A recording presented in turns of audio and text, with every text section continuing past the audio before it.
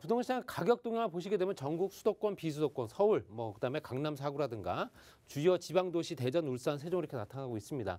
봤을 때 전국적으로 봤을 때는 5.83% 정도, 전세는 4.67% 정도 오른 상태고요. 이 기준은 실제적으로 전체적으로 봤을 때는 이제 월별로 따져서 작년 9월부터 해서 올해 9월까지 나타나는 1년 정도 수치고요. 수도권 지역은 8.71% 정도, 그다음에 비수도권이 3.01, 그다음에 서울 지역 같은 경우는 5.10 정도, 강남 4구에 월등히 많이 올랐죠. 7.48 정도. 그렇지만 그게 문제가 아니고요. 대전이라든가 울산이라든가 특히 세종 이런 지방 도시들의 상승폭이 월등합니다. 대전 같은 경우는 18.49%가 올랐고요. 울산 같은 경우는 10.01%, 세종 같은 경우는 41.57%가 올랐습니다. 물론 이제 세종시에 관련된 내용 한마디 때문에 집값이 그만큼 폭등했다라 보여지고요.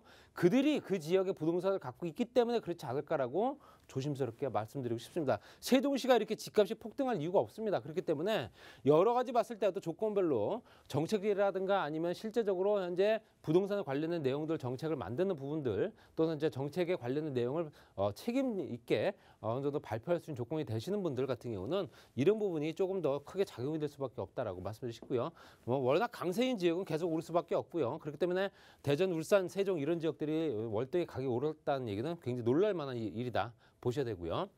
부동산 시장 소비자 심리지수는 말씀드린 대로 104.5에서 120.3까지 오른 상태고요. 이 상태가 말씀드린 대로 계속 지속적으로 우상향으로 오를 가능성이 거의 농후하다 이렇게 보시면 될 것 같습니다. 거기에 수도권 재건축 가격도 올랐죠. 당연히 작년 9월 기준 5,688만 원. 이 강남 4구고요. 서울 기준으로 5,325만 원 정도가 이제 평균 재건축 가격이고요. 거기에 이제 실제로 올해는 6천만 원이 넘어갔죠. 6천만 넘어갔습니다. 그래서 올해 서울 지역 전체는 5,600만 원 정도 된다 보시면 될 것 같고요. 나머지 이제 경기라든가 인천 같은 경우도 인천 지역도 이제 작년 비해서 좀 오른 편입니다. 615만 원에서 640만 원 정도. 그다음에 경기 지역 같은 경우 1,700만 원에서 2천만 원대까지 2천만 원을 이제 돌파했다 보시면 될 것 같습니다. 서울 지역 같은 경우는 이제 거의 강남을 중심으로 해서 어느 정도 재건축이 형성돼 있기 때문에 강남 4구 지역에 거의 6천만 원대 이상이 된다 보시면 될 것 같습니다. 물론 이제 평균치기 때문에 대부분 다 1억이 넘습니다. 그리고 지역별 분양 가격 같은 경우도 전국 서울, 경기 각 지역별로서 나타났을 때도 지역별 분양 평균 가격이 2,259만 원 정도 지금 분양가 상한제 시행되고 있습니다. 보통 이제 강남 지역 같은 경우 보통 평균 6천에서 7천만 원 정도. 그렇다는 얘기는 분양가 상한제가 진행되고 4천만 원대 분양한다 하더라도 사는 순간 바로 2배가 된다. 그래서 롯데 아파트가 나오는 거고요. 아파트 분양 분량 같은 건 말씀드린 대로 전국적으로 평형대에 따라서 다르지만 평형대 60평방미터 이하, 그다음에 가장 많은 평형대가 60에서 85제곱미터, 가장 소나는 평형대죠. 그래서 이 평형대가 현재 분양 물량이 좀 많은 평이었다. 그렇지만 서울 지역은 아예 없습니다. 공급 물량이. 그렇기 때문에 서울 지역의 집값은 당연히 그 주변 도시까지도 현재 가격 상승률하고 계속 번지고 있는 상태다 보셔야 되고요. 전세 가격 지수 변동률은 실제적으로 작년 9월만 해도 0.02%였습니다. 전세 가격이 안 올랐다고 작년 9월 정도에는 전세 가격이 조금씩 떨어진 형태였습니다. 그랬다가 가파르게 상승을 하더니 0.82%까지 올랐고요. 지금 현재 그래프를 보시게 되면 수직으로 올라가고 있는 거 보실 수 있습니다. 이게 가파르게 갑자기 떨어질 일은 없습니다. 그렇기 때문에 당연히 계속 오를 수밖에 없다 이렇게 말씀드리시고요. 거의 주택 같은 경우는 0.53%, 물론 이제 연립이라든가 단독 같은 경우도 오르긴 했으나 아파트에 비해서는 좀 오름폭은 좀 덜하다. 또 규모별로 봤을 때도 전체적으로 다 오른 상태입니다. 전체적으로 135m 초과냐 아니면 40평방미터 이하냐, 작은 주택이냐 큰 주택이냐에 따라서 달라지겠지만 그걸 망라해서 전체적으로 다 오른 상태다 이렇게 보시면 될 것 같고요. 아파트 전세 가격은 실제적으로 전국적으로 봤을 때는 평균치가 작년에는 1,230만 원 정도 했습니다.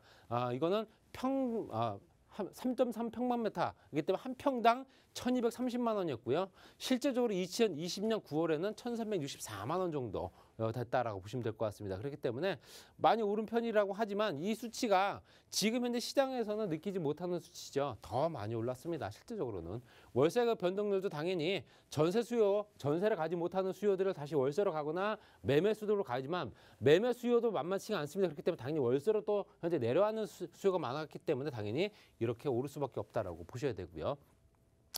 거기 이제 마지막으로 토지 가격 관련된 내용 말씀드리겠습니다. 올해 이제 토지 보상금이 30조 정도가 이제 거의 풀릴 예정이고요. 내년에도 준비가 되는 금액이 어마어마합니다. 그렇기 때문에 토지가 이제 토지가격 지수 변동률 따라서 이제 6.8%대까지 6.1에서 6.8%대가 올랐다 보시면 될 것 같고요.